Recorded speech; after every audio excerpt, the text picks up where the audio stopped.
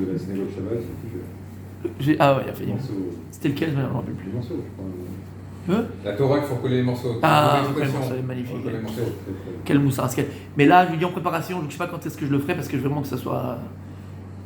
Parce qu'ils n'imaginent pas, on peut s'imaginer. Je dis à Rabbi Michael, le shiur là de 42, ça m'a pris 3 semaines pour le préparer. Bon, pas tous les jours 3 semaines, mais tu vois, 3 semaines pour le préparer. Moi, c'est les 3 semaines que je l'écoute. Ah ouais. Non, mais je suis sérieux. Et là, mes tzadikim, je suis en train de préparer, parce que 1000 fois on me l'a dit, il y a tellement de choses à faire, mais là je vais le faire parce que ça fait vraiment trop longtemps. Je suis en train de préparer sur le Kaddish. Ah, ça c'est super. Expliquer du Kaddish et bien sûr la façon ésotérique, le sod. C'est. Mais oui, parce Non, que. non, non, non. Mais non. Mais oui, mais c'est ça, mais oui. Mais non, c'est pas vrai. Ouais, mais c'est pas vrai. On n'a même pas envie de connaître la traduction parce Mais que c'est pas vrai. Mais non, mais on sait pas c'est ouais, quoi. c'est ce qu'on récite quand On t'es sait pas dans les c'est quoi le cimetières, Kaddish. Zélon Achron. Ouais, tu vois, ça fait. Zélon Achron. T'as peur de contenu de. Ta vision du Kaddish elle va être complètement différente. C'est quand ce cours, c'est quand? Je suis en train de le préparer. Oh là là. Je suis en train de le préparer. Mais vraiment, c'est quelque chose de. C'est le seul passage que les chrétiens, musulmans et juifs ont réussi à faire ensemble. C'est quand ils essayaient de rassembler les trois Et l'évêque là qui a voulu se faire qui était converti au catholicisme, Exactement. quand il est mort, il a dit je veux que ce monde qu'on fasse le Kaddish de fou. Les amis, on y va? Allez. Nos femmes nous attendent. Mes amis, il y a écrit comme ça une histoire qui est ramenée dans le Echa Rabba. Midrash Rabba, Echa Rabba. Et là-bas, l'histoire elle est comme ça. Elle parle d'un Tana Eloki, un Tana qui excellait dans une qualité extraordinaire qui s'appelle la Emunah Bashem, Bitachon Bashem. Il avait la foi en Kadosh Baruch Hu, et pas seulement la foi théorique, mais la foi pratique, Bitachon Bashem. Il vivait cette foi. C'était qui? On est parti le voir sur son kever, Rabbi Hanina ben Tosa. On a eu le mérite d'aller sur son kever. Tu sais où il est son kever? Non. Il est dans le nord, alors pas à l'entrée, pas à la sortie, pas en haut, il est au milieu d'un village arabe. Au milieu de maison. Ah ouais. On a été, même le gars qui nous. Le truc, il a dit. Il a eu peur d'entrer, il a dit il n'y a que là, vous voulez venir, vous. Et tu le connais pas, on est parti là-bas. Et il fait petit escalier, on avait envoyé des photos. Tu rentres, c'est tout bas comme ça, il a son kever, c'est Rabbi Mendoza. Qu'est-ce qu'il y a de particulier, Rabbi Mendoza? Encore une fois, il excellait dans la Emouna, il excellait dans cette foi à Kadosh Baruch Hu. Il y a beaucoup d'histoires dans la Gemara, dans les quelques-unes, juste pour comprendre ce qu'on va dire maintenant. C'est l'histoire où une fois sa femme elle est venue, c'était Erev Shabbat, elle n'avait pas de quoi allumer les nérodes de Shabbat, les lumières de Shabbat, elle n'avait plus d'huile. Elle a dit chérie, j'ai plus d'huile. Il a dit alors, allumer avec du vinaigre. Celui qui a dit à l'huile de brûler, il dit au vinaigre de brûler. C'est ce qu'elle a fait et ça a marché. Une autre fois, dans sa ville, mon tzaddik, une fois dans sa ville, il y avait un serpent qui piquait les gens. Donc c'était difficile pour les gens, c'était compliqué pour les gens.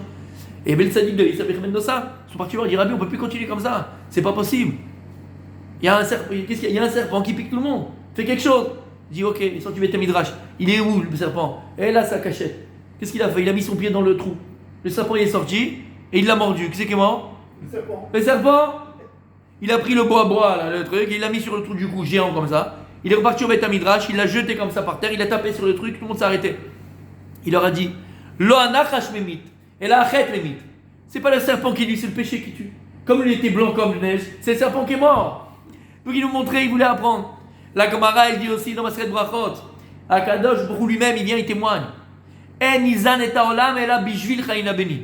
Je ne nourris le monde entier uniquement par le mérite de Chalina mon fils. De là on apprend combien le tzaddik, parce que le tzaddik est Sodolam, le tzaddik par sa piété, par sa Torah, par sa Kedusha, il fait même profiter aux autres, parce qu'il déborde, d'accord, de Kedusha et de Torah.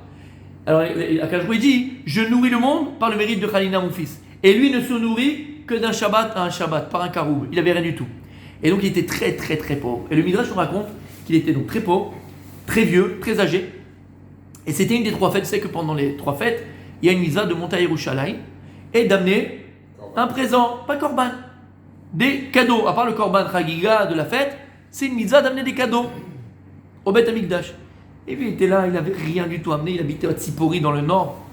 Il voyait tous ces shrenim, comment on dit shrenim en français, tous ses voisins qui amenaient des cadeaux, il était attristé par cela. Tout d'un coup, il voit dans son stratzer une pierre énorme, géante, 3 mètres sur 3, comme ça. Et il s'est dit, je vais la polir, je vais en faire une belle pierre, je l'amène au Shaddai, mon cadeau. Déjà, il était âgé. Il avait un désir ardent de faire un cadeau pour Akadosh Baruch Hu. Il commence à travailler sa pierre. Imaginez combien d'efforts il a dû employer. Quand il a terminé, il faut l'amener à Jérusalem, il habitait dans le nord. Qu'est-ce qu'il fait? Il est parti au chouk pour au Vala, déménagement. Il est parti, il a trouvé des gars, il dit voilà, qu'est-ce que tu veux? Je veux m'amener la pierre, quelle pierre? Ils sont venus en Khatser, ils ont vu. Je dis, ah, pas de problème, on le fait. Et quoi, 3, machin, 10 tonnes comme ça? 1000 €. Si j'ai rien du tout, il sort une pièce, petite pièce. Il dit, j'ai que ça. Tu me prends pour qui? Mais lui, il avait tel émouna, qu'il n'y a pas, je dois aller à Jérusalem, quand je c'est tout, il fera le reste. Ok. Il m'a dit, bon, on ne peut rien faire pour toi. Et là, 3 personnes qui sont là, qui viennent le voir, il dit, qu'est-ce qui se passe? Il dit, non, voilà, j'ai fait ceci, j'ai fait cela, je vais amener Yerushalayim, mais j'ai pas la force, vous pouvez le faire? Il dit, ok, mais il dit, attendez, j'ai qu'une pièce, j'ai pas plus. Il dit, on le fait. Le plus heureux du monde, il est content. Mais il dit, attends, on a juste une condition à te donner, une seule condition. Oui, qu'est-ce que vous voulez? Nous, on va porter la pierre, on va la mettre sur la charrette. Quand nous, on porte la pierre jusqu'à la charrette, tu mets la main en dessous avec nous. Et le mot du Midrash, tassim et tayad. Tu mets la main avec nous. Mets la main avec nous. Il dit, mais je ne peux pas porter. Il dit, on a compris ça, mets la main en dessous, c'est tout, nous on porte, tu mets la main. Ok. C'est la condition. Il met la main, il porte. C'est comme quand j'étais petit. Quand j'étais à la maison, avec mon frère, on devait débarrasser la table. Mais comme il est plus petit que moi, je le carottais, tu vois. Alors il dit, attends, j'arrive. Et lui, il portait les trucs, je mettais ma main en dessous de lui. Allez, vas-y, je t'ai aidé. Tu connais le truc? Ou bien leur kick à la synagogue. Il fait jamais rien, mais il veut faire, soi-disant, moi je suis là pour aider. Ils sont là à prendre la table, et lui vient là au milieu, il attrape par le truc. Ça ne fait rien du tout. Tu comprends? Genre à la bar mitzvah, quand tu portes les chaises, celui qui arrive, tu fais genre, il se met comme ça, voilà. Et tu as à peine la chaise. Exactement, t'as compris? Alors c'est ce qu'il fait, il dit, mais je peux pas porter, il n'y a pas de problème, mets la main, c'est tout. Oh, mets la main. Il met la main, ils se mettent sur la charrette, ils vont. Ils montent sur la charrette, ils sont 4, les 3 types avec lui. Et le Midrash, tout d'un coup, où il se retrouve? À Yerushalayim. Et ils sont pas là. Alors lui avait promis de les payer. Donc il va à Jérusalem, au Bedin. Il raconte une histoire. Il faut que je paye, machin. Maintenant, Chachamim, il rigole. Pourquoi? Ils ont compris que c'est en vérité des anges. Et qu'Akadash voulait faire un miracle. Mais lui, comme il était tzaddik, et lui, il voit pas qu'il y ait des anges, pas des anges, je vais devoir le mérite, moi, d'avoir des anges. Donc pour lui, c'était simple. Ok, il a fait. C'est comme ça, l'histoire, elle se termine. Magnifique. Le Rav Nissim Yagen, c'est vrai que je il dit quelque chose d'extraordinaire. Il pose une question magnifique. L'histoire est très jolie, très belle, raconte la table de Shabbat, voilà ce qui s'est passé. Mais alors, qu'est-ce qu'il y a? Il y a un problème. C'est quoi le problème? Il dit, je ne comprends pas une chose. Pourquoi est-ce que les malachim, ils ont dit, on peut le faire, mais j'ai une seule condition. Une seule condition, tassim et tayad, mets la main. Tzadik, c'est vrai qu'il ne peut pas le porter, il est vieux, il a 100 ans, le gars. Ça ne sert à rien de mettre la main. On va faire tménik maintenant, nous aussi on fait tménik dans la Torah. On fait semblant. Ça ne va rien aider. Et qu'est-ce qu'ils ont dit? Condition sine qua non, nous aussi on ne fait rien du tout. À quoi ça a servi qu'ils mettent la main? Alors je sais ce que vous allez dire. Et je vais le dire avant que vous le disiez. Pour ne pas que vous le dites. Et pour que les choses soient claires. Le cours de ce soir, Be'ezrat Hashem, c'est pas un cours sur la Ishtadlout. Parce que je te vois venir à Moshe. Bon, Ishtadlout, machin. Non, mon ami Moshe, j'étais appris à te connaître. Non, on parle pas d'Ishtadlout aujourd'hui. Parce que c'est quoi la Ishtadlout? Imaginons là, j'ai soif. Il y a un verre, d'accord? Et il y a de l'eau. Imaginons qu'il y a de l'eau. Il y a un verre. Donc, je suis assis, donc le verre il est pas à côté de moi. Donc si je veux boire, qu'est-ce qu'il faut que je fasse? Comment? Je dois me lever, je peux entendre la main, ok? Et je prends le verre. Alors quand est-ce que je vais faire l'effort d'attraper le verre, d'aller chercher le verre? Quand? Quand tu auras très soif. Ok, j'ai le droit, mais quand? Quand? Non, quand est-ce que je vais le faire? Quand le verre il est à ma portée. Non, s'il n'y a rien en face de moi, je suis dans le désert. Je ne vais pas me tendre la main pour essayer de prendre un peu d'eau, il n'y a rien, là, quoi ça sert? Donc l'Ishtadlout c'est quoi? Comprenez, c'est quoi l'Ishtadlout? L'Ishtadlout, Matai Adam Mishtadel, quand est-ce qu'une personne va faire des efforts pour arriver à son but? Quand c'est difficile, c'est compliqué, ça demande beaucoup d'efforts, mais ça reste quand même, malgré tout à ma portée. C'est clair? Le cours de ce soir, c'est pas ça du tout, mes amis. Le cours de ce soir, il va changer ta vie. C'est impossible. Là, c'est de... Vas-y. C'est impossible. Voilà. De comprendre une chose. Qu'en vérité, il n'y a rien d'impossible. Et que tu vas être capable, même quand tu seras devant des situations qui te paraîtront impossibles, devant des montagnes qui seront, d'après toi, infranchissables. Impossible. Et tu viens me demander, je te dirais, bon fils, vas-y, rentre chez toi, c'est impossible. Même l'impossible peut devenir possible. Comment? Il dit, c'est Yagen. Pourquoi ils ont dit Tassim et Tayad, mets la main? Et ça sert à rien. Il va pas les aider. Ça peut rien apporter de plus. Oui? Écoutez bien. Pour comprendre ce passage-là, on va ramener une histoire. On va ramener une histoire et un passage de la Torah. C'est pas le geste qui compte, tu vas voir. Le geste qui compte, il y a Baba. Elle voulait pas des fleurs, elle voulait une bague. Elle voulait, ouais. L'essentiel, c'est de participer à Baba, ce cours extraordinaire. Waouh. Coubertin, le loser. On y va, on est là, attention. Il y a écrit dans Parashat Shemot, on est encore dans Shemot, profitons, Shemot. Il y a écrit dans Parashat Shemot. Dans 3 semaines, on est Écoutez bien. Lorsque Yocheved va tomber enceinte de Moshe Rabbeinu, il y a écrit qu'elle va pouvoir elle va être enceinte de Moshe Rabbeinu pendant 6 mois. Moshe Rabbeinu va naître prématurément. Et donc grâce à cela, elle va pouvoir le garder pendant 3 mois, parce que les Égyptiens avaient calculé, dans 9 mois, elle doit coucher. Donc on va savoir quand est-ce qu'on doit venir pour prendre l'enfant et le jeter dans le... Ok. Tuer le garçon. Qu'est-ce qu'elle fait Yocheved? Après 3 mois, il y a écrit Velo yachla od atzpino. Elle ne peut plus le cacher. Elle va prendre un berceau. Elle va l'enduire de goudron, de bitume. Elle va mettre l'enfant à l'intérieur. Elle va le mettre dans le souffle, donc dans le Nil. Où ça? Al Sfatayor. C'est quoi Sfatayor, mes amis? Al Sfatayor. Au bord, Sfat, au bord du Nil. C'est logique, où tu veux qu'elle le mette. Donc elle le met au bord, dans son berceau, au bord du Nil. T'es avec moi? T'es là? Écoute bien. T'es là avec moi? Il y a écrit après c'est l'eau. Qui c'est? Myriam. Elle est là, elle reste loin pour voir ce qui va se passer avec son petit frère. Et là, à ce moment-là, il y a écrit quoi? Mon sali bat paro lichot salayor. Elle va descendre, la fille de Paro, pour se tremper dans le Nil. 2 explications, on va garder qu'une, mais on dit les 2. La première, c'est parce qu'elle était lépreuse et donc elle va se guérir. Deuxième explication, parce qu'elle va maintenant se convertir. Et un converti doit faire mikvé. Elle est partie faire mikvé. Batia. Alors, Damisé Batia. Toi, Batia Bat Paro, t'es là, tu vois Cécile B2000, elle est là, elle est jolie. Non, fils, oublie. Batia Bat Paro. Paro, le Midrash il dit qu'il y avait 2 personnes dans toute l'histoire de l'humanité. 2 personnes dans l'histoire de l'humanité. Ouais, dont t'es vivante au Gan Eden. Il y a 2 personnes dans l'histoire de l'humanité qui étaient les plus pervers que l'histoire du monde n'ait jamais connue. C'était qui? Nebuchadnezzar et Paro. Ils avaient des mœurs, le Midrash, ils te ramènent là-bas, Shem Ishmor, c'est des rigolos tout cela. D'accord? Les blancs, les machins, c'est des rigolos. Écoute bien. Elle s'appelait Bat Paro, mais elle s'appelait aussi combien? Batia. Batia, elle appelait la fille de Dieu. Batia, la fille de Dieu. Yudke, on ne sait pas c'est quoi. Et le Zohar nous dit. Comment il va, mon Philippe? Ça va? Bon, le Zohar nous dit. Et d'ailleurs, qu'est-ce qu'il a appelé Batia? C'est Hachem. C'est pas Paro. Hachem. Elle s'est convertie, elle s'appelait Batia. Et Paro, quand elle s'appelait avant, on ne savait pas. On ne sait pas, elle s'appelait Mustapha. Non, comme lui. Balou, pas Balou, comme comment il s'appelait? pour Dieu, Paro, ça aurait pu être lui qui a. Non, Batia, Yudke, c'est Akadosh Baruch Hu. Et le Zohar nous dit que chaque saïd, il a un echal, il a sa propre petite maison là-haut. Et le Zohar nous dit que là où se trouve Moshe Rabbeinu, dans le Khatser de Moshe Rabbeinu, personne ne peut pénétrer. Pourquoi? Car à Norpanam, on l'a vu, il a une telle éblouissance de son visage par la Torah qu'il a, Moshe Rabbeinu, personne ne peut le regarder, personne ne peut rentrer.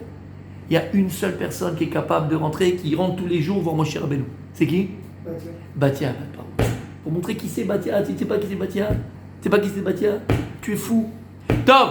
Et là, on nous dit qu'elle est partie donc pour se convertir et donc faire mikvé dans le Nil.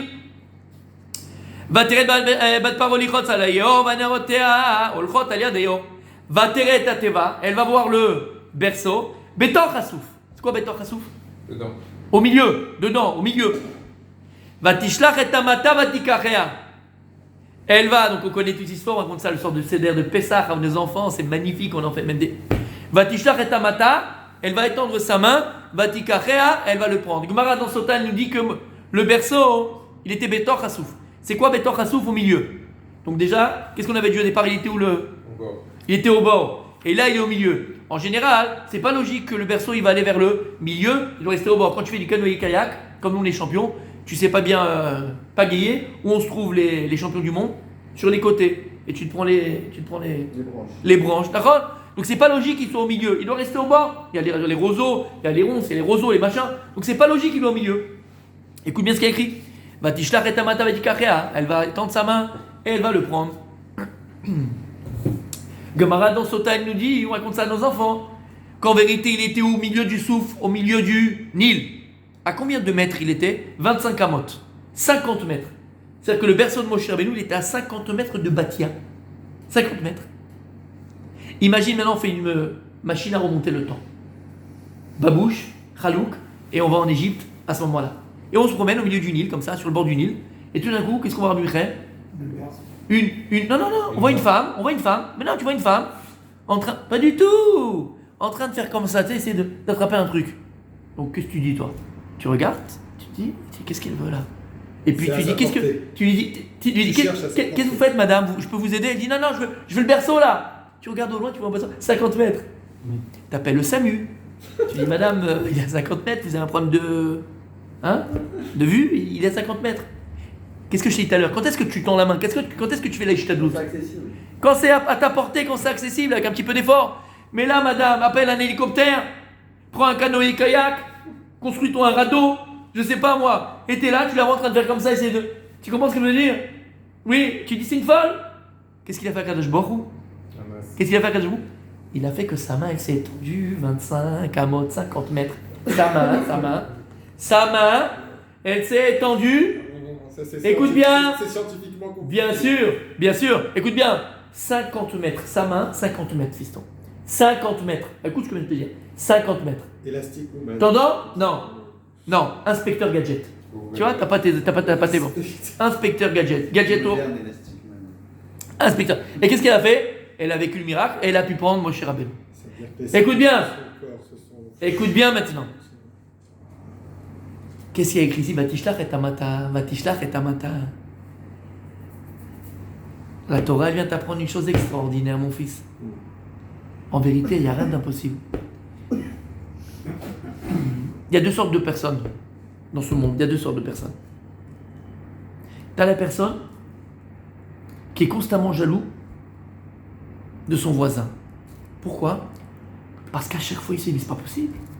Il lui arrive toujours des choses extraordinaires à lui. Il lui raconte des trucs. Il est arrivé la veille de Pessah à Osherad. T'as déjà été à Osherad? La veille de Pessah? La guerre. Non, je n'y va pas. Moi j'ai été, c'est la guerre. Ou bien tu veux une vraie caparade pour toute ta vie, tu vas là-bas la veille de Pessah. Je te parle pas maintenant quand tu vas la veille, t'es déjà rentré dans le magasin. Je te parle pour trouver une place, tu mets 2 heures pour trouver une place. Et tu disputes. N'importe lesquels, d'accord? Et ton voisin, toi t'as mis 4 heures pour avoir la place de parking et t'as mis 8 heures dedans. Et lui il te raconte autre truc. Tu sais quoi, je suis arrivé, j'ai fait une file à Kadosh Baruch Hu. Je suis arrivé, il est sorti direct, j'ai eu la place. Vous voulez qu'elle dise? Ouais, mais là qu'elle dit, c'est pas possible. C'est pas possible. Et le gars, il te raconte des histoires, il a que des histoires extraordinaires. Il vit des miracles tout le temps. J'ai été là-bas, tu sais quoi ce qui m'est arrivé? J'ai pris l'avion, il n'y a plus de place, mais l'autre il a désisté, j'ai pris la place, j'ai pu partir. Il a des histoires de fou. Genre, pourquoi je dis ça? J'ai un comme ça, qui est là quand j'étais à Yerushalayim, Blainara. Et c'est des choses que je sais personnellement que ça s'est passé comme ça. C'est pas qu'il te raconte des choses qui sont pas. C'est pas un mytho. Et il vit extraordinaire. D'accord? Et donc, tu as des gens qui sont jaloux de leurs voisins parce qu'ils voient bien que l'autre il vit des choses extraordinaires que lui ne vit pas. Alors écoutez bien ce qu'on va dire ce soir. Et ça peut changer des vies. D'accord? Pour vivre des choses extraordinaires, mon fils, il faut tout simplement ne pas être quelqu'un d'ordinaire. Parce que si toi-même tu es quelqu'un d'ordinaire, c'est que tu vis ta vie de manière ordinaire. Si toi le focus de ta vie il est comme ça, et tu n'as pas un focus élargi, ça veut dire qu'il y avait, alors j'espère que vous n'êtes pas trop religieux pour moi, mais d'accord, il y avait un super film de notre ami Louis, La folie des grandeurs. C'est avec la folie qu'on fait des grandeurs. Il y a des gens qui pensent tout petit, il y a des gens qui parlent tout petit, il y a des gens qui agissent tout petit, il y a des gens qui ont un cerveau une ambition, pardon, pas un cerveau, une ambition de la taille d'un pois chiche. Ça s'appelle en français un fonctionnaire. Le fonctionnaire, il ne pourra jamais rien avoir d'extraordinaire. Parce que lui, il a ses 1 300 € à la fin du mois, il est content. Donc pour vivre des choses, juste terminé, d'accord, pour vivre des choses extraordinaires, il ne faut pas être dans l'ordinaire, il faut être dans l'extra. Tu entends ce que je suis en train de dire? Pour vivre des choses extraordinaires, il faut être dans l'extra. Et t'étonne pas, il y a des gens qui vont, semer du cactus, et ils s'étonnent que ça pousse du cactus. Il dit, mais pourquoi j'ai pas la rose? Regarde mon voisin. Regarde, lui, quand il sème, c'est toujours des roses. Mais t'as compris Tu as compris l'image? Il y a des gens qui mangent que du cactus, qui mangent que de la pierre, qui mangent que du caillou, qui mangent que du sable. Mais tzaddik, la vie c'est ton miroir, la vie c'est un boomerang. Qu'est-ce qu'on avait dit? Shir la ma'alot. Et ça enay el harim. Me'arin yavo Ezri. Ezri me'im Hashem, ose shamayim ba'aretz. Aliten la montre reglecha aliyom shumecha. Ine l'am elohishan shomer Israël. Hashem, shomrecha. Hashem, tzilcha. Dieu c'est ta protection, ta garde. Et Dieu c'est ton ombre. David Amen, comme ça tu parles. Dieu c'est mon nom. Tu prends pour Dieu toi? C'est quoi Hashem tzilcha? C'est quoi, Michael? On l'a dit 1000 fois ça. C'est quoi Hashem tzilcha? Ça veut dire quoi, Kadosh Baruch Hu, c'est ton ombre? Si maintenant je montre 3, qu'est-ce que je verrai sur mon ombre? 3 doigts. Si je montre 4 doigts, qu'est-ce que je verrai sur mon ombre? 4. Et ainsi de suite. D'accord? Hashem tzilcha. La même manière que toi, tu places ta confiance en Dieu, Dieu se comporte avec toi. Shamata? Si pour toi 1 et 1 font 2, ah ben pour un Kadosh Baruch Hu aussi, 1 et 1 font 2. Mais si pour toi 1 et 1 font 1000, 2000, 5000, 10 000, il y a plein, je donne pas de chiffres, moi c'est toi qui donne les chiffres Kadosh Baruch Hu. Alors Kadosh Baruch Hu il se comporte de la même manière avec toi.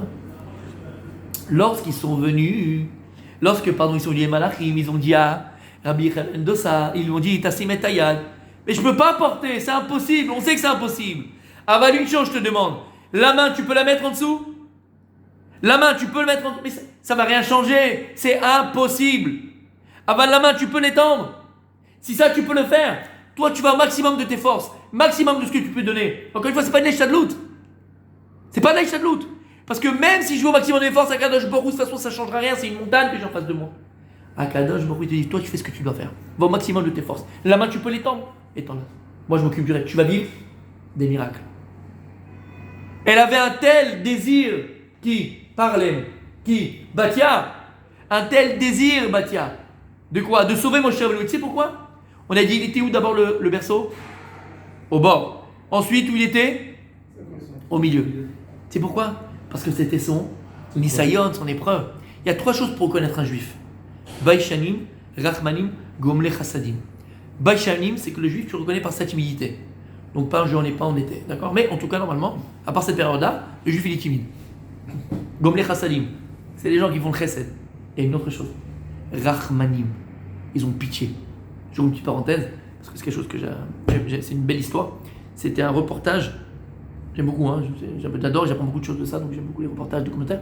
C'était sur la guerre des 6 jours, et c'est israélien, ça veut dire israélien, ça ne veut pas français, c'est israélien. Et c'est des vraies images, hein, c'est pas stable, et de l'époque. Et à un moment donné, ils avaient interviewé un prisonnier égyptien. Et là-bas, qu'est-ce qu'il dit? Regardez, c'est magnifique. Alors, lui dit que donc ils ont été baignés depuis l'enfance, hein, que le juif, il aime le sang, que les juifs, c'est des assassins, que les juifs, c'est le Satan, que ça. Et donc, quand c'est la guerre de 6 jours, c'était la débâcle pour les armées arabes, et donc c'était la débâcle pour les Égyptiens, l'armée égyptienne. Et lui, qu'il était dans les tanks, et à un moment donné, ils ont tout laissé derrière eux, et ils marchaient à pied, c'est-à-dire qu'ils ont tout laissé, ils marchaient même pieds nus, ils se sauvaient des Israéliens. Et ils avaient peur parce qu'ils leur disaient que s'ils tombaient entre les mains des Israéliens, ils vont se faire. Ils aiment le sang, quoi. C'est des tueurs, c'est des hyènes, des animaux. Et lui raconte qu'il était blessé. Il avait du mal à avancer, il marchait à pied. Et à un moment donné, donc les forces israéliennes, ils les ont rattrapés, tu vois. Et donc il croyait pour lui, il avait vécu les pires moments de sa vie. Et il témoigne, il dit que lorsque les Israéliens sont arrivés, donc il y avait plein de soldats égyptiens blessés, dont lui. Et donc il y a des tanks qui ont continué à avancer. Et il y a un petit groupe qui est resté, dont des médecins, infirmiers. Il a dit, c'est la première fois que il a dit, toute ma tête, elle s'est retournée. Je me suis retourné sur moi-même. Il est venu, il m'a soigné. C'est-à-dire que là, je voyais l'Israélien comme le Satan. Et il m'a soigné. Et en fait, voilà. D'accord? Il a compris que. Mais pourquoi dire Rachmanim? On ne doit pas ressembler à nos ennemis. Tu comprends? Ça veut dire on est Rahman. Le juif, il a pitié. Et donc en vérité, ici, tu comprends, hein, je ferme la parenthèse. C'était son Nisayon. Est-ce qu'elle allait avoir pitié d'un bébé juif ou pas? Pour entrer dans l'âme Israël, il faut ces 3 qualités-là. Rachmanim. C'est la Rachmanout, elle peut entrer dans l'âme Israël. Et donc c'est vrai qu'il était au milieu du souffle. Mais alors attends, regarde bien ce que je vais te dire maintenant. Il y a une question extraordinaire à Rabbi Bruno Bémet. C'est une question Bémet, moi je l'ai à sa place, mais d'accord? C'est quoi ta question, mon tzaddik? Quand est-ce qu'une épreuve c'est une épreuve? Quand? Kadosh Baruch Hu, quand tu sais que je peux la surmonter. Mais là, elle pouvait la surmonter cette épreuve-là. Il était au milieu, il était à 50 mètres d'elle. Kadosh Baruch Hu. Même avec le plus grand déishtadout, le plus grand effort que je ferais, je pourrais atteindre moi le berceau.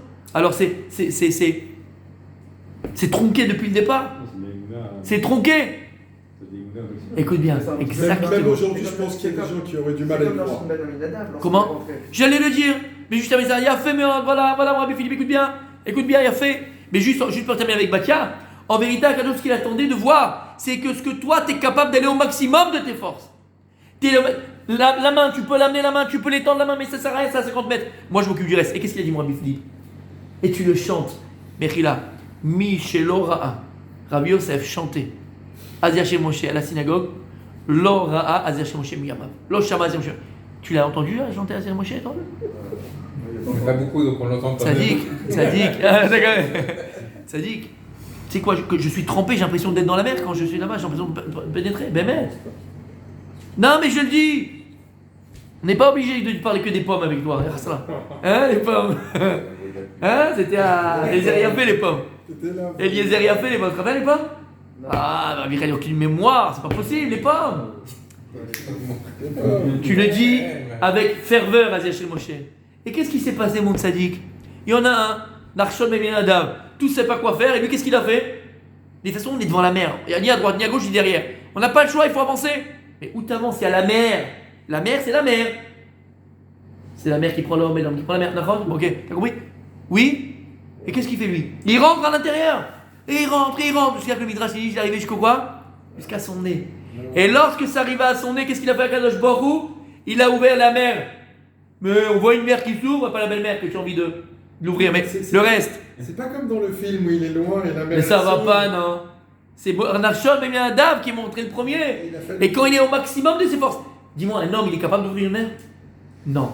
Mais un homme, il est capable d'aller au maximum de ses forces. Maximum de sa possibilité. Il l'a fait, Akadosh lui fait le reste. Et qu'est-ce que tu vas vivre? Des miracles. Et c'est quoi un miracle, Michael? Dis-le. C'est quelque chose d'extraordinaire. Et tu sais pourquoi tu vis maintenant quelque chose d'extraordinaire? Parce que toi-même, tu es sorti de l'ordinaire. Alors arrête de te plaindre que ta vie, ta vie elle est triste. Ta vie, elle est ordinaire. Oui.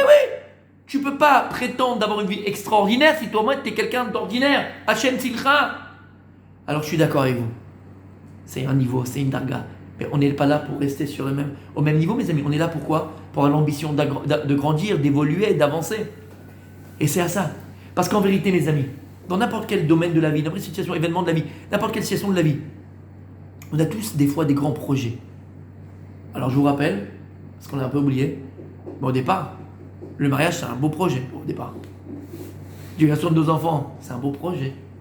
Une belle affaire qu'on veut construire, une belle affaire qu'on veut faire. C'est un beau projet, ça peut être un beau projet. Acharon Chaviv, le plus grand projet de la vie, c'est quoi? C'est quoi? Mais non, mon fils. C'est se réaliser, c'est devenir, s'accomplir. Et ça, tu ne peux le faire uniquement si tu arrives, Béhémet, à construire et créer une véritable relation entre toi et le maître du monde, entre toi et toi-même, entre toi et les autres. C'est 3 axiomes de la vie. Shodvarim Haolam Omed. 3 choses sur lesquelles le monde repose. Al-Torah, Al-Avoda, Valmut Chasadim. Sur la Torah, sur la Avoda, c'est la tfila, c'est les korbanot, sacrifice, la tfila, la prière. Et Gilmut Chasadim sur les actes de bonté. En vérité, si tu vois ces 3 axiomes-là, c'est quoi? Gilmut Chasadim, c'est Ben Adam Lachavero. Oui, vas-y. Tfila. Ben Adam Ouais. Korbanot, c'est Korbanot celui-là, ouais. T'es sûr? Et Torah? Torah, c'est avec Hachem. Ah ben voilà que non. C'est l'inverse. Ouais, Tfila avec le Korbanot, c'est Ben Adam la Makom, c'est pas pour toi. Torah, Ben Adam le Atzmo. Et c'est ça qu'on doit faire, créer ces 3 relations-là. Comment? Véritablement, quand tu es dans l'extra. À partir du moment où tu vas arriver à ce niveau-là, d'Emouna et de Bitachon Bachem, où tu vas comprendre que des fois tu vas être dans la vie devant des situations qui te paraissent insolubles, c'est impossible. À Kadosh, tu mets une embûche, exactement comme Batia. L'épreuve que Dieu lui met devant, elle n'est pas capable, humainement parlant, de la surmonter. C'est pas possible. Mais à Kadosh, oui, c'est ce qu'il veut voir. Étendre la main, tu peux. Ça, tu peux le faire. Va au maximum de tes forces. Tu as maintenant proposition de travail, tu as vu dans Google ou Apple, je sais pas moi. Toi, tu as fait des études d'informatique dans une petite école comme ça. D'accord? Mais c'est une super place. Super place. Et t'as pas fait Harvard, Boston, t'as pas fait tout ça. Qu'est-ce que tu fais? Tu dis, mais ça rien, c'est à quoi ça sert? Ils vont me regarder, moi, il va me regarder, il me parler là-bas. Il va voir mon CV, il va me dire, bon monsieur, c'est pas pour vous. C'est ce qu'il te dit à Kadash Baruch Hu. Mon fils, ma fille, ton popotin, tu peux le lever. Tu prends le métro, le bus, la voiture. Tu peux monter l'ascenseur, tu peux taper à la porte du directeur, tu peux t'asseoir là-bas, lui tendre ton CV. Tu peux le faire, ça? Alors vas-y. Moi, je m'occupe du reste. Shamata. Alors c'est tellement vrai dans tous les domaines de la vie, mes amis. Le Rav Yagen amène un exemple dans l'éducation de nos enfants. Il a écrit, vous savez, à un moment donné, où Akadosh Baruch Hu, il va donner les 2 signes à Moshe Rabbeinu pour que les Bnei Israël le croient. Parce qu'il a dit, mais vous pas me croire. Donc le premier signe, c'est quoi? La main qui devient une lèpre, lépreuse, après il la remet, c'est plus lépreux. Et l'histoire du bâton. Le bâton, le serpent du bâton. Il a écrit comme ça là-bas. Et Omer Elav Hashem, Hashem lui dit, Mazé beyadecha. C'est quoi Mazé? Qu'est-ce que tu as dans les mains? Alors Mazé, comment tu l'écris, Michael, Mazé? Mem he, zain he. Quand c'est écrit dans le Sefer Torah, regarde, c'est pas écrit comme ça. C'est écrit Mazé, Mem, zain he. D'un seul bloc, ensemble. Donc il dit Mazé beyadecha. Qu'est-ce qu'il y a toi dans ta main? Vayomer maté. Il lui dit ça, hein? Bâton. Vayomer ashtichu artsa. Alors il lui dit, jette-le à terre. Ashtichu artsa, il est nachash, il le jette par terre, ça devient un serpent. Qu'est-ce qu'il fait Moshe Rabbeinu? Il se sauve devant, il a peur du serpent, il se sauve. Omer Hashem el Moshe, shlach yadecha. Autre part, il dit à Kajma Moshe, la même phrase. Shlach yadecha, étends ta main. Vechot biznavo, attrape sa queue. Shlach yado vechazek bo. Il va mettre sa main, il va attraper la queue, il va se renforcer dans sa main. Veil mate bechapo, c'est devenu un bâton dans ses mains. Ça c'est le pshat, c'est yafé meod. Aval beremez. En allusion, qu'est-ce qu'il y a écrit ici? Écoutez bien. Et Omer Hashem, Hashem il te dit Mazé beyadecha. Mazé, Mem, Zain, He. C'est comme ça que c'est écrit dans la Torah. Mem c'est 40, Zain c'est 7, He c'est 5. 52. C'est quoi 52? Ben, l'enfant. Mazé beyadecha. Tant que le Ben, ton enfant, il est dans tes mains. Ça veut dire quoi, mon tzaddik, il est dans tes mains? Tu t'occupes de ton enfant.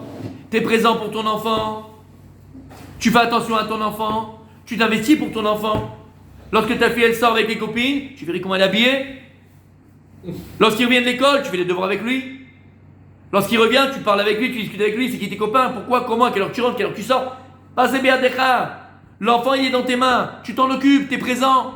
Tu joues ton rôle de père, tu joues ton rôle de mère. Passez bien decha. Si ton enfant il est dans tes mains, dans le sens où tu t'occupes de lui, tu t'investis pour lui, tu es présent. Tu joues ton rôle de père et de mère. Vayomer, maté. Alors il dit quoi? Faut le mater. Non, je regarde. C'est quoi le maté? C'est un bâton. C'est quoi le bâton? C'est droit. L'enfant il pousse droit. L'enfant il grandit droit avec des vraies valeurs. Avec un vrai judaïsme. Avec une vraie marshama. Tova. Il aime bien ça, Rabbi Michel. Parce que l'enfant il est là. Tu t'en occupes. Vayomer ashtichu artsa. Mais si tu le laisses tomber. Alors, Chazé Shalom, pas parce que tu laisses tomber, par facilité des fois. T'es pas assez présent, t'es en voyage 1 semaine sur 2. Et même quand t'es là, quand je suis là, moi je vais être tranquille. Tu prends pas le temps de t'occuper de lui. Je suis fatigué, je reviens le jeudi, il n'y a que Shabbat, je vais dormir, je vais me reposer. J'ai pas que ça à faire. Ou la femme aussi, elle travaille. Donc quand les enfants reviennent de l'école, le gosse, il a été éduqué par oui. Elle le met dans le DVD devant la télévision. Oui, voilà. C'était oui, c'est tout. Il dit oui à tout. Dis oui à tout. Facilité. Si tu laisses tomber, si tu n'es pas présent, si tu es absent, si tu n'avises pas pour tes enfants, si tu n'es pas là, tu discutes pas, tu parles pas, tu fais pas les devoirs, hein? Donc, consciemment ou inconsciemment, tu le laisses à terre, tu t'occupes pas de lui. Il est nachash. Ça devient un serpent. Qu'est-ce qu'on se dit, nous? Bon, il ne va pas devenir président de la République. Il va pas. Bon, c'est pas. Qu'est-ce qu'il m'a. Bon, je parle pas non. Quelqu'un il m'a raconté ce matin, hein, il était peiné ce matin. Je le vois, il était pas bien. Et qu'est-ce qui t'arrive? Il m'a dit, j'ai un très bon ami à moi. Je dis, il est malade, quelque chose? Il me dit non. Son fils, il a entendu quelqu'un à l'armée. Donc une jeune fille, c'est une russe, elle n'est pas juive. Et il est fou amoureux d'elle et donc il veut l'épouser. Vous vous rendez compte? Ils sont partis de France pour les enfants ici et machin, bah c'est Bécholio malheureusement, ça arrive tout le temps. Et maintenant ils sont marchés d'une russe et machin. Moi je connais pas, j'écoute ton histoire. Mais il me dit, mais je sais pas quoi faire, je vais l'appeler. Maintenant je vais l'appeler pour lui. Il m'a dit, il le connaît, c'est un ami à lui. Il dit, mais qu'est-ce que tu veux qu'il. Il a dit, il a rien donné à ses enfants, c'était FKR, c'était truc, c'était porte ouverte à tout. Tu vois, il n'y a pas de valeur, il n'y a pas du judaïsme. Lui, il se permet de dire ça, moi je connais pas l'histoire, mais lui il te disait. D'accord? Tu comprends ça veut dire? Après tu te dis, mais comment c'est possible? Non, ils vont pas épouser une non-juive. Voilà le résultat, ça dit que ça peut arriver très loin. Si t'es pas présent, t'es pas là, tu montres pas à tes enfants qu'il y a des choses qui sont très importantes. Rogmeloya avant, c'est des choses que. C'est ça. C'est comme un bras. Le bras, tu vas pas te l'enlever, ben c'est pareil. Tu manges Shabbat, Kashrut, une fille juive, Vadaï. Tu comprends ce que je suis en train de te dire? Et nous, qu'est-ce qu'on se dit dans la tête des fois? Bon, ça va, il va pas devenir, ça va pas devenir. Ça peut devenir un nachash. Un serpent, il peut devenir plus grand des brigands, ton fils. Et qu'est-ce qu'ils font les parents en général? Quand on est arrivé à ce stade-là. Vayanos Moshe Mipanav. Qu'est-ce qu'il a fait, Moshe Rabbeinu? C'est qui, c'est toi? Il a fui. Et les parents, qu'est-ce qu'ils font à ce moment-là? Il fuit la responsabilité. Voilà, qu'est-ce qu'il y a à faire? Il n'y a plus rien à faire. Il est parti en cacahuète, il fait même plus Shabbat, il fait même plus machin, avec une goya, avec ceci, avec machin. Qu'est-ce qu'on fait? On fuit nos responsabilités. Il dit, regarde ce qu'il y a la Torah, il dit qu'Hachem il dit. Vayomer Hachem el Moshe, Akadosh, pour que Moshe Rabbeinu, il te dit à toi, le père. Va, occupe-toi de ton fils. Qu'est-ce que tu lui réponds à Kadosh Baruch Hu? Hachem, c'est impossible avec une goya. Kadosh Baruch Hu, il fait plus Shabbat. C'est fini, il fait plus Shabbat. Qu'est-ce que tu veux que je fasse? C'est impossible. On se parle même plus. Un qui voit mon numéro de téléphone, il me répond pas au téléphone. Il me répond même plus au téléphone. Il a peur du que je vais dire. C'est impossible à Kadosh Baruch Hu, c'est trop. Il n'y a plus rien, il n'y a aucun lien entre nous. À Kadosh Baruch Hu, il dit Vayomer Hachem el Moshe, Shlach yadecha. Shlach yadecha. Kadosh Baruch Hu, il est à 50 mètres. Le berceau. Shlach yadecha, de quoi? Tu rigoles avec moi? Shlach yadecha. C'est quoi Shlach yadecha, mon Rabbi Patrice? Est-ce que ton fils, si tu lui proposes d'aller au cinéma avec toi, il va au cinéma? Il accepterait? Et alors, tu vois que ça va changer quelque chose, comme au cinéma, il fait plus Shabbat. Aller au cinéma, il le fera. Aller faire un tennis, il le fera. Aller manger une glace, il le fera. Oui, mais Hachem, ça va rien changer. Ça, tu peux le faire. Shlach yadecha. Alors fais-le. Vechot biznavo. C'est quoi le symbole du zanav, de la queue? C'est l'extrémité.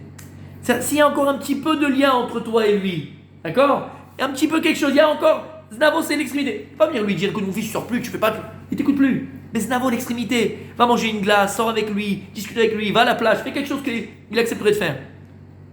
Tu fais cet effort, va Shlach yado, va Chazekbo. Ah, t'es parti faire un cinéma, parti faire une glace, parti faire un match de foot, il est revenu à la maison Shabbat. Doucement. Il a fait qui douche avec vous, magnifique. Et là, on discute, il parle un peu de sa vie professionnelle, il te redemande des conseils. Vaïchazekbo, tu commences à reprendre une main sur lui, t'as une main sur lui. Vaïl et maté bechapo. Et après, qu'est-ce qu'il redevient? Un bâton dans tes mains.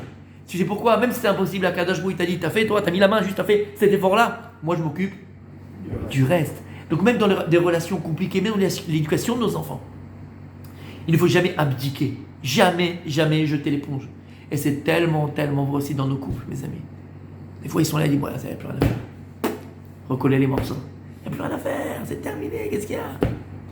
Kadosh Baruch Hu te dit, bon, ok, si maintenant tu l'invites au restaurant pour discuter, pour parler, mettre les choses à plat, elle le fera. Mais à Kadosh Baruch Hu, on a tellement de linge sale derrière nous, tellement de casseroles qui sont cassées à Kadosh Baruch Hu. Ça sert à rien.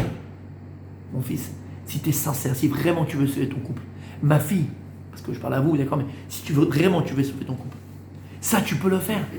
Ça tu peux aller te promener avec lui au bord de la plage juste pour discuter. Tu peux le faire. Pour ton couple, je ferai des miracles. Pour ton couple, je ferai des miracles.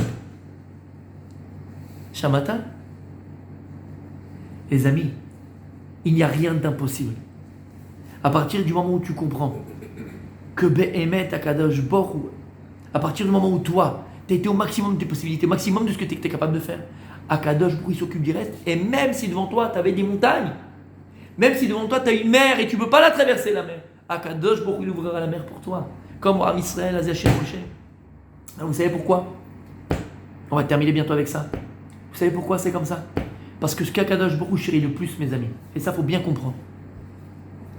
Ce qu'Akadosh Baruch Hu chérit le plus, ce sont les efforts. Parce qu'il sait très bien, Kadosh Baruch, que la finalité de l'acte n'est pas entre nos mains. L'homme et certaines personnes pensent que la finalité des choses dépend d'eux. Et c'est pour ça qu'il y a des gens qui vont vivre continuellement dans l'angoisse, dans le remords, dans le repentir, dans le... Pourquoi ? Parce que j'aurais dû faire comme ça, j'aurais comme ça. Et c'est pas bien. Et ça aurait pu être mieux. Rabibi. Toi, ce que tu as entre les mains, c'est le voyage. Elle est Massé Béni Israël. Quand je vous l'avais prévu, là on allait devenir, là on allait arriver. Ça, nous, ce qu'on a, c'est le voyage. Dans quel état tu vas faire le voyage ? C'est tout. Et comment tu vas y arriver ? Akadosh Baruch Hu, ce qu'il attend de nous, mes amis, n'oubliez jamais ça. C'est l'effort. C'est l'effort. Akadosh Baruch Hu, il veut voir jusqu'à où tu es capable d'aller pour lui. Jusqu'à où tu es capable de donner pour lui. Hachem, c'est trop dur pour moi. Ce que j'ai l'exemple par rapport aux femmes, j'ai dit aux femmes. C'est ça qui veut Hachem. Demande à une femme de se couvrir la tête. C'est impossible. C'est impossible. Son rêve depuis petite, c'était de refaire la pub Pantene, là, tu sais, quand elle était là, L'Oréal, avec la chevelure qui. Elle peut pas, sa chevelure, c'est sa vie. Et c'est vrai, la chevelure d'une femme, c'est sa vie. C'est pour ça, entre parenthèses, d'accord, qu'après la libération, à Paris, en France, qu'est-ce qu'on faisait aux collabos, les femmes collabos ? On les rasait. Pourquoi ça ? On lui enlève sa féminité, on enlève son identité. Donc les cheveux d'une femme, c'est sa beauté. C'est sa beauté. Et de ne pas te découvrir, c'est se saboter. T'as compris ? T'as pas compris ? Bien sûr qu'il a compris. Demande à une femme, Rabbi Bruno, de se couvrir la tête. Il dit c'est impossible. Quand je vous dis, mais je sais ma fille que c'est impossible. Je t'ai créé, donc je sais ce qui est dur pour toi. Mais attends, je te pose une juste question. Qu'est-ce qui t'empêche juste de te couvrir la tête pour le kidouche ? Kidouche, tu peux faire ça ? La personne est là, tranquille, la famille. Tu peux te couvrir la tête complètement pour le kidouche. Ça, tu peux le faire. Personne ne t'en empêche. Fais-le, tu vas voir. Mais Hachem, de toute façon, ça ne va pas faire qu'après je vais me couvrir la tête. Atlo yodat. Tu peux pas savoir ça. Parce que toi, comme il y a écrit, quand il te dit, ouvrez-moi une ouverture comme l'aiguille, le chat d'une aiguille, et moi j'ouvrirai comme un palais, comme la porte d'un palais. Nous, on fait un petit pas vers Dieu, à Kadosh Bouna, on fait 200 000 vers nous. Donc, te couvrir la tête simplement au kidouche, tu peux le faire. Et Hachem, ça ne va pas m'amener à faire shkut, ma fille. Fais-le. Tu peux garder pendant tout le Shabbat. Mais je ne vais pas le garder la semaine à Kadosh Baruch Hu. Mais le Shabbat. Tu peux mettre les en hiver, mais tu peux les mettre que le Shabbat. Mais les tzitzit que le Shabbat, Hachem, ça me gratte. Shabbat, tu peux le faire. Tu peux le mettre 1 heure la journée. Fais-le. Je m'occupe du reste. Il te dit, mais on est bête. On est idiot à ce point-là. Ah, quand je dis, fais un demi-pas, moi j'en fais 100 000 pour toi. De quoi ? Le tzitzit ? Parce que t'as été trop vite. Mets-les 1 heure. Mets-les 1 heure. Mets-les à Kippour. Mets-les 1 heure. Mets-les une demi-heure. Tu fais la bracha en plus avant. Tu gagnes une bracha la journée. Tu fais la bracha. Al mitzvah tzitzit. Alors, si tu mets les tzitzit depuis le matin, lorsque tu mets le taïd gadol, t'es yotse du tzitzit katan. Mais si tu les mets pas le matin en venant de la synagogue, t'as pas mis le taïd katan, tu dois faire la bracha sur les tzitzit. Ou bien t'as enlevé les tzitzit pour risque raison parce que t'es parti jouer et matin. Quand tu les remets, tu dois refaire la bracha. Je les mets à peine, je sors du lit. Si tu as un serhada, tu refais sur les tzitzit katan. Tzitzit katan. T'es yotse avec le talit que tu mets la journée. Le matin, quand tu vas à la synagogue, tu mets le talit. Oui. Tu as pensé à t'acquitter des tzitzit que t'as. Non. Mais donc si j'ai mis les tzitzit, à peine je suis sorti de mon lit, là, je mets les tzitzit, je vais à la synagogue. Voilà. Je fais pas la bracha le matin. Non, je comprends. Non, tu fais pas. On fait pas la bracha le matin sur les tzitzit. Pourquoi ? Parce que tu fais à la synagogue, tu mets le talit gadol. Quand tu mets le talit gadol, tu penses à t'acquitter des tzitzit katan. Oui. Mais si maintenant t'as fait avec le talit gadol, t'avais pas les tzitzit sur toi, tu vas faire la bracha sur les tzitzit. D'accord, mais si tu les as mis, voilà. Comment ? J'entends pas. Comment on a fait d'ailleurs la bracha sur les tzitzit katan ? Al mitzvah tzitzit. Non, mais on est torse nu. Non, pas forcément. Quand t'as fini, tu mets ta chemise et tu les. Ah, d'accord, donc on les met d'abord. Ouais, bien sûr. Pas avant, non, mais non. Non, tu veux pas. C'est quand c'est sur toi, tu veux les porter. Ah, d'accord. Allez, vas-y, tzitzit, ok ? Donc, qu'est-ce que je disais ? Pareil pour les tzitzit, pareil pour n'importe quelle chose. Akadosh Baruch Hu te dit, fais un pas vers moi, j'en ferai 200 vers toi. Parce qu'Akadosh Baruch Hu, je vous répète encore une fois, faut arrêter de. Alors, faut avoir l'ambition, bien sûr. Faut espérer à. Mais Akadosh Baruch Hu, il aime, ce qu'il chérit, c'est mamash l'effort. Et on va voir juste mamash. Je vais vous amener quelques petits exemples de l'effort. Comment c'est important. Lorsqu'Akadosh Baruch Hu, il va dire à Moshe Rabbeinu, lorsque Moshe Rabbeinu va dire à Akadosh Baruch Hu, je t'en supplie, fais-moi rentrer en Eretz Israël. Fais-moi rentrer en Eretz Israël. Et là, Akadosh Baruch Hu, il dit, tu ne rentreras pas à cause de la faute. On connaît l'histoire. Mais Akadosh Baruch Hu, il va dire à Moshe Rabbeinu, regarde, allez Rosh HaPisga, monte sur la colline, et de là-bas, tu verras la terre d'Israël. Quel âge il a Moshe Rabbeinu avant de mourir ? 120 ans. Donc il n'est pas jeune. Et Moshe Rabbeinu va monter sur la colline, il va s'efforcer, il va monter là-haut. Je te pose la question, mon Rabbi Yosef. Tu peux monter sur toutes les collines à la frontière d'Israël. À la limite, tu pourras voir une petite partie de la terre d'Israël. Tu pourras voir toute la terre d'Israël sur une colline. Tu peux voir tout Israël. Non. Qui dit? Non. Impossible. Tu peux voir toute la terre? Non. Hachem, il le sait. Donc qu'est-ce qu'il va faire, Akadosh Baruch Hu? Il a écrit comme dans la Gemara, il dit, Hachem, il a fait un miracle. Qu'est-ce qu'il a fait? Il a élevé la terre d'Israël. Il a élevé la terre d'Israël. Et il a contracté devant Moshe Rabbeinu. Et il a vu toute la terre d'Israël. Il a montré toute la terre d'Israël, d'accord? Akadosh Baruch Hu, tu vas faire un miracle. Dieu, tu vas faire un miracle. Tu as un miracle qu'il a fait à Moshe Rabbeinu, d'accord? Tu as un vieillard de 120 ans. Il est vieux, Moshe Rabbeinu. Tu as besoin de lui dire, monte sur la colline.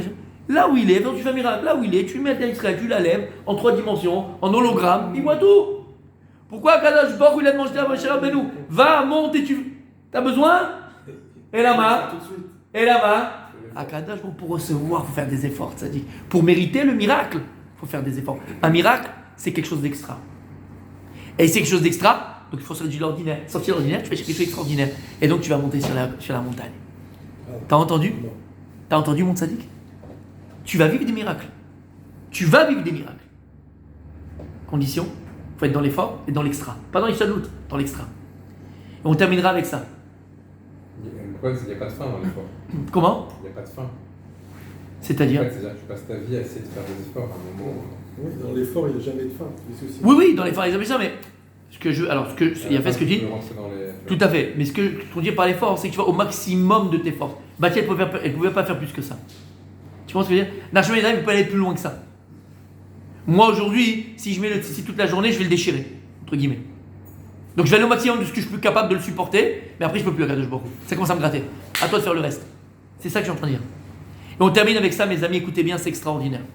Il y a un passage dans la Torah, et le passage, je vous le donne gratos, mais franchement, les amis, écoutez bien. Ouais. Alors, vous savez que Moshe Rabbeinu, donc il s'est sauvé d'Égypte. Tout ça, c'est dans les textes, tout ça, c'est les preuves. Tu vois comment c'est? On le prend de la Torah de Shah. Moshe Rabbeinu, donc il s'est sauvé d'Égypte, il arrive chez Yitro, et donc il devient berger des troupeaux de Yitro. C'est-à-dire que Moshe a roet et tzan Yitro chotno kohen Midian, va yinag et tzan achar hamidbar, et donc il allait faire paître le troupeau dans le désert. Va yavo el har Elohim choreva, donc il arrivait devant la montagne de Dieu, Har Sinai. Va yira malach Hashem elav belabatesh, mitoch hasne. Cécile B2000. Moïse, me voici. Et donc qu'est-ce qu'il voit?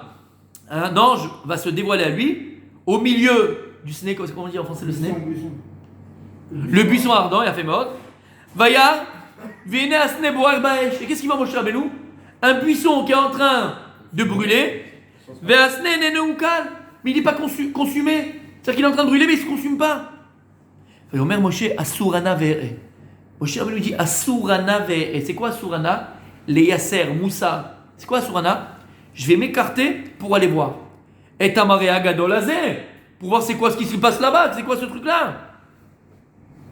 Madoua Loï Varasne, pourquoi est-ce que le buisson n'est pas en train de se consumer? Vayar Hashem Kissar Lirot, Akadosh, vous l'avez vu qui s'est écarté pour aller voir. Vaikra Vela Elokimito, Hasne Akadosh, pour se dévoile à lui, il l'appelle, du Sne, Vayomer Moshe, Moïse. Vayomer Ineni, voici, me voici. C'est clair? Ça, c'est l'histoire. Mes amis, Marc Loquet dans la Gemara, vous avez compris l'histoire? Marc Loquet dans la Gemara entre Resh Lakish et Rabbi Yochanan. Qu'est-ce qu'il y a écrit dans le verset? Donc il a vu comme ça de loin un truc qui brûle, et il se dit Asurana ve'e Tamaria, je vais m'écarter pour aller voir c'est quoi ce truc-là. C'est en train de brûler, mais c'est en train de se consommer. Vasurana ve'e, Asurana ve'e, je vais m'écarter. Resh Lakish Rabbi Yochanan. Un il dit c'est quoi qu'il a fait comme effort, Moshe Rabbeinu? Qu'est-ce qu'il a fait? Asurana, je vais aller voir qu'est-ce qui se passe. Un, il dit, Rikem est trop chaud. Il a tourné la tête. Il a juste tourné la tête. Un, il dit, je te chope si à ça. Il a fait 3 pas. C'est vrai? Qu'est-ce qu'il a écrit après? Vayar Hashem Kissar Lirot. Akadosh Baruch Hu, il a vu qui s'est écarté pour venir voir. Vaikra elav Elokim mitoch hasne, Akadosh se dévoile à lui. Tu as fait la conjugaison? Vayar Hachem qui sar lirot. Hachem il a vu qu'il s'est écarté pour venir voir. Et donc, Vaikra elav Elokim itorasne. Alors Akadosh Baruch Hu se dévoile à lui. C'est que la raison pour laquelle Dieu se dévoile à Moshe Rabbeinu pour la première fois, c'est parce que Hachem il a vu que Moshe Rabbeinu il s'est écarté pour aller voir ce qui se passait. Et il s'est écarté de quoi? Que bien. Moshe Rabbeinu il avait son boulot, il avait sa petite vie, il avait son troupeau, il avait à la fin du mois son chèque, ses vacances, ses enfants, mariés, sa vie. Il avait sa vie. Il aurait pu continuer son chemin. Il aurait pu tranquillement continuer son chemin. Qu'est-ce qu'il a fait, mon cher Rabbeinu? Entre guillemets, il a fait l'effort. Il a fait l'effort de quoi? De sortir de sa bulle. Il a fait l'effort de sortir de son moi, de son jeu. Et il a été capable d'aller voir à côté ce qui se passait. Il a vu qu'il y avait le feu à côté, il y avait un incendie à côté. Alors il était capable de sortir de sa petite bulle, de sa petite vie à lui, pour aller voir ce qui se passait à côté. Alors moi je dis, il a dû faire un effort de fou quand même. Pour que Dieu se dévoile à lui, il faut vraiment qu'il a fait quelque chose de malade, de dingue. Qu'est-ce qu'il a fait? Un, il a juste tourné la tête. Et l'autre, il a dit, il a fait 3 pas. Dans notre vie, mes amis, combien de fois ça brûle à côté de chez nous? Peut-être des fois tu viens à la tuila et le type qui est assis à côté de toi, le juif qui est assis à côté de toi, ça brûle chez lui à la maison. Ça brûle dans sa parnassa. Il s'en sort pas, il a des problèmes, ça marche pas. Et comment on peut se comporter, nous? On passe notre route, on continue dans notre bulle. Ben moi, tout va bien chez moi. Pourquoi tu veux que... Pas besoin. Je continue ma route, je continue mon chemin. Chacun sa route, chacun son chemin. Il est mort le pauvre, tonton David. Paix à son âme, ici il nous écoute. D'accord? T'as compris? Peut-être que la maison d'à côté, c'est la pagaille. Dans le palier, la maison qui est dans le même palier que toi. Peut-être que ton ami, il a des problèmes. Est-ce que tu es capable, toi, de sortir de ta bulle, de sortir de ton petit confort pour aller béhémettre, prêter attention à la difficulté que les autres ils sont en train de vivre, pour aller aider, te donner conseil? T'entends ce que je suis en train de te dire? Moshe Rabbeinu Asura Ana Ve'er. Il a été capable de sortir de son jeu pour aller voir l'autre. La souffrance du Ham Israël. Akadosh Baruch Hu, il a dit, Moshe Rabbeinu, tu as été capable de sortir de ta bulle, sortir de ta petite vie à toi, pour aller voir la souffrance de tes frères.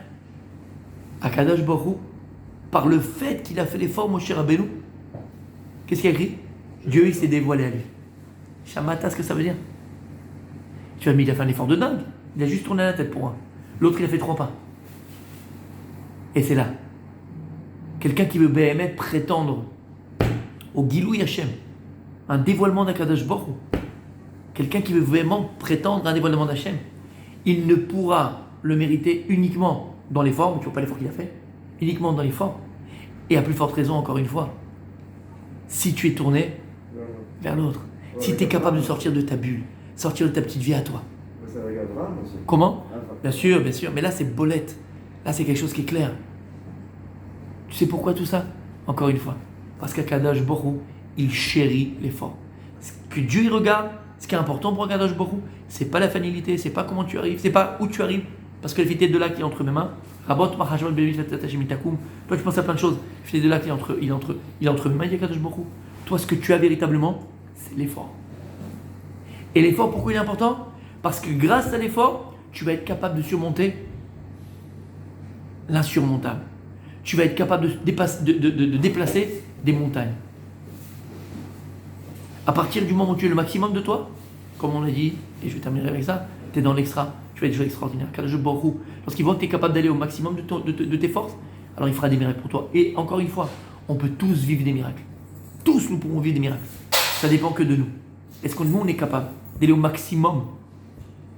Est-ce qu'on est capable de donner pour toi, Kadosh Baruch Hu?